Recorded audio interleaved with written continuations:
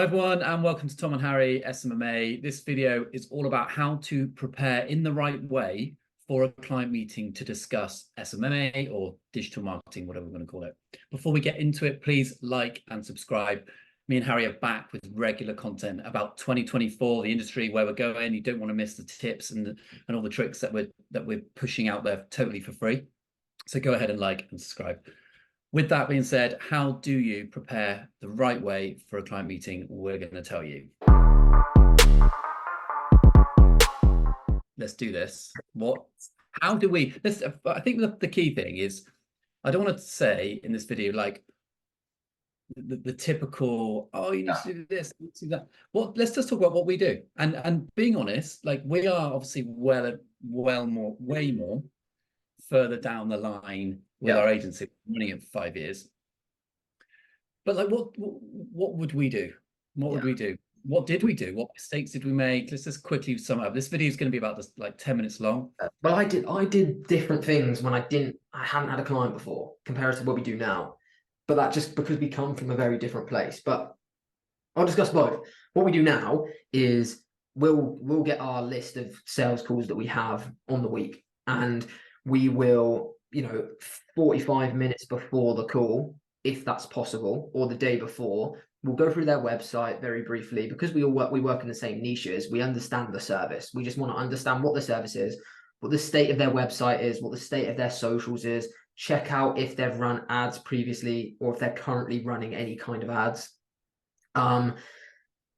Figuring out their price point, trying to see if they've got like the size of the business, in case it's like that should have been pre-qualified on the sales call, but sometimes they slip through. But really, that's all what we do now. Like the presentation that we deliver is the same for all of the businesses that we speak to. We have the discovery session at the beginning of that meeting where we ask them questions like what I've just run through. If we didn't know, like we'll ask them what marketing they've done. We'll ask them what their goals are. We'll ask them where they're currently at. We'll ask them loads of different questions to understand where they are. Then we go into the meeting. So really, we don't prepare massively. We just, because we have that strategy. Whereas at the beginning, what I did is, because I didn't have case studies, etc., I built particular material fit for the brand that I was about to speak to. So I would, because at the beginning you don't have as many sales calls as we have now, you probably get one a week if you're lucky.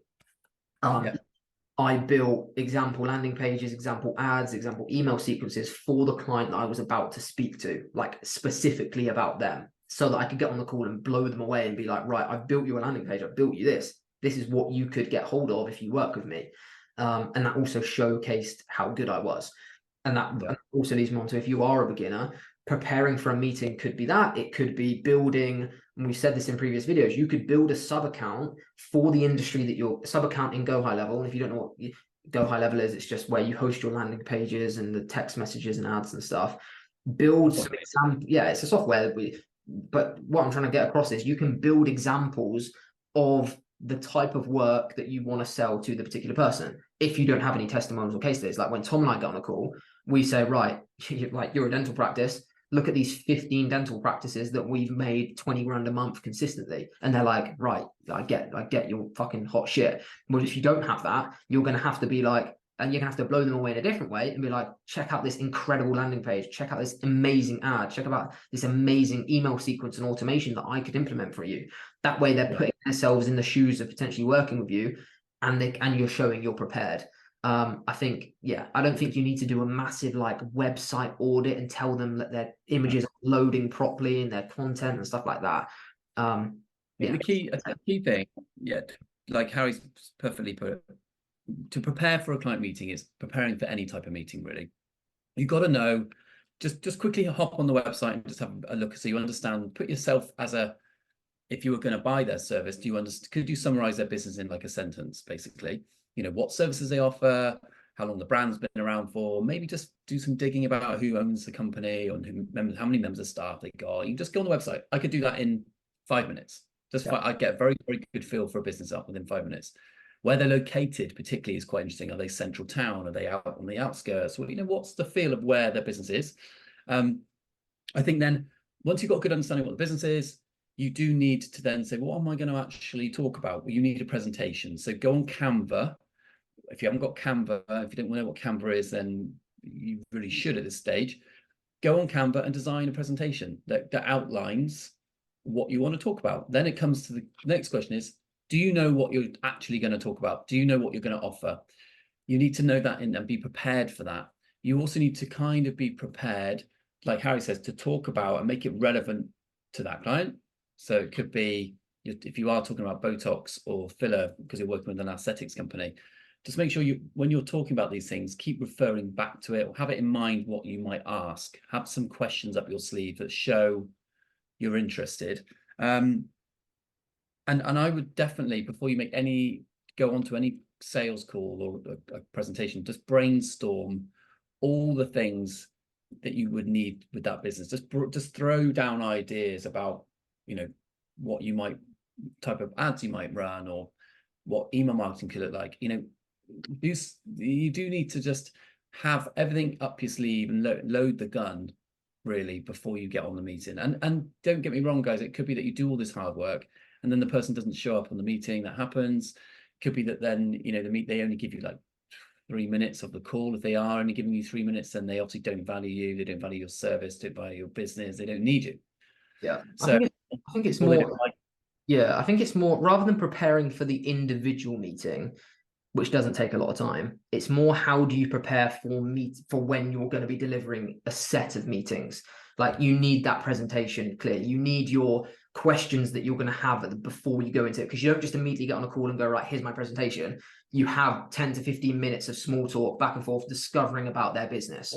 Like, you need to have those types, like, what questions do you need to ask at the beginning before you go into your presentation that gives you a good idea and a good lead to how you're going to sell them at the end? Because we don't go into every presentation with a price. We don't. No. We don't go into a presentation with packages. Every client is a different price because it's different level of everything that we offer. So we go in with questions to figure out what that price is. And then throughout the meeting, sometimes we don't give a price at the end of the meeting. Sometimes Tom and I we have to say to them, right, this is a complex one. We need to go away and then give you a quote, and then we get on another call. Sometimes we know, like Tom and I can read each other's mind. We know what the price is. But I think going in prepared for the set of meetings, having those questions, having a structure of how you're going to lead the meeting, because what you don't want is get on the meeting and you're discombobulated and stressed and you don't have a clear route of how you're going to close them, that they end up leading the meeting and almost interrogating you, because that's how you're never going to sign a client. As soon as you lose control of the meeting, you're fucking doomed.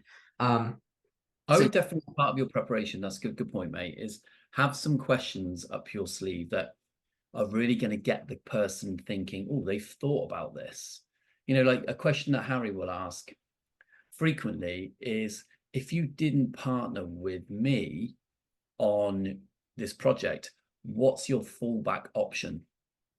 And we teach this in our academy. We teach our students all these type of questions. So, and we, there is a format and to it, but even just having questions up your sleeve like that. And once you've asked the question, make sure you listen to the answer, but have questions ready, because questions show prep. Yeah. Showing prep shows interest. And you're just increasing your chances of success. But also, you can't, like Harry says, you can't dominate a meeting with just your voice. People zone out. The only way you get people's buy-in is when they talk. Everyone loves talking about themselves. Everyone loves talking about their business and what their ambitions. You've got to nurture that. So have, as part of your prep for a client meeting, which is what this video is about, have maybe 6 or 7 really good questions lined up. If you don't know what to ask, fucking go on ChatGPT and say, I've got a meeting coming up next week. I want to ask some really good questions to the business owner. Please provide me with 20 of your best questions. Yeah. And it will give you those answers for you. AI can take over some of your fucking thinking. Yeah. So that's definitely part of the prep. And like Harry says, have a nice presentation that's pretty generic, that covers everything you need to do. And at the beginning of the meeting, or even before the meeting, have some bullet points ready of to talk about who you are. So introduce yourself. Yeah. Say, I'm a 28-year-old marketer. I've been doing it for XYZ. I was previously doing this. My agency is now growing, and give some backstory to you. If you're just coming in as a total stranger, when me and you get on calls, Harry, we explain some personal stuff. We actually make some declarations of, the fact that we have kids or don't have kids, and we live here and we live there, and it really sets. I want them to makes you a real person. Think we're real people, but you can't kind of bullshit that. You need to kind of think that through prior to the meeting, what you're going to say about yourself, and go from there. Yeah, I don't. And there's a not a caution. There's a possibility when you prepare for a meeting that you over prepare, that you end up over preparing and it becomes this really robotic, rigid thing that's like, right, I've asked my 10 questions. Now I need to get into my presentation, or now I've done 10 minutes. I need to get in. I'm 1 minute over, or I missed that slide. So I need to go back to that slide. And it's like, it doesn't work like that. The presentation and the discovery session and the questions, it's all just like Fugazi. It's just, all that is to guide you through. The presentation isn't, you don't sit there and go, right, I'm going to start the presentation now. This is slide 1, next, slide 2. The presentation is just a guide to the conversation to help you stay on track and steer the meeting in a direction to close. And analyze the meeting, like record the meetings, watch them back and be like, right, I waffled on there, or I spent too much on that particular slide. I'm going to delete that, or I'm just going to not do that again. Or, like there's things that you can learn from it, and you'll just get better over time. But I think the key part of it is it's a conversation. It's like, and you always say, Tom, you act like a doctor, not a salesperson. You need to discover where their problems are, because all of these businesses have different problems. Like a massive pain point for one client might be they don't have time to get emails going out. Another one might be their sales team's really shit. So those two problems can be solved by your solution, but they need to be approached in 2 very different ways because they're 2 different problems. So it's like you need to ask them questions and then find their problem and then explain your service to solve that solution, and with a price at the end. The same way when you go to the doctor, they don't just go, hi, Harry, here's some pills. They go, oh no, how are you feeling? What happens when you do this? What happens when you do this? And then they give you the appropriate solution. And that's what you're there for. You're there to provide a solution, not just ram a service down their throat, which is why packages and prices before you speak to them don't work, because that's like someone, like I said, that's like prescribing a medicine to someone before you know what their issue is. It doesn't work. You need to talk to them first. Yeah, completely agree. And I think that's probably... Yeah, it's a good way to wrap it. To sum it up, what you need to know is getting the fact that you've even got someone who's going to be prepared to speak with you. You've done very well. So well done. If you've got someone who's gone, yeah, okay, I'm free on Thursday, 9 o'clock. Part of your prep for that meeting, by the way, guys, which should not be overlooked, is the amount of touch points you need with them to make sure they fucking show up. So we have this, and we've got a team behind us who do this for us. But if you're calling someone on Wednesday at 4 o'clock in the afternoon, let's call him Bob, yeah? You call Bob at 4 o'clock on a Wednesday, and you've agreed to a meeting at 3 o'clock on Tuesday. You're now talking 6 days of his life that he is going to live, right? All sorts of shit can happen in those 6 days. His dog can die, his family can get ill, he could get ill, he could get divorced, whatever it could be. He will be living his life, and things could change, and they will change. So what's going to happen is, if you ring someone, part of your prep for the meeting is to ensure that person fucking shows up at 3 o'clock on a Tuesday. So you need, if you've agreed the meeting on a Wednesday at 4, Friday, you need to maybe send him a message or her a message saying, hey, just been doing some good prep for the meeting. Really looking forward to speaking with you on Tuesday. They may not reply. That's fine. They may not reply. You then really, on Monday, need to be like, hey, in fact, you have to on Monday say, hey, Bob, are we still on for 3 o'clock on Tuesday? Because my schedule this week is crazy. Not, oh, you're my only fucking person I'm speaking to this week. Please speak with me.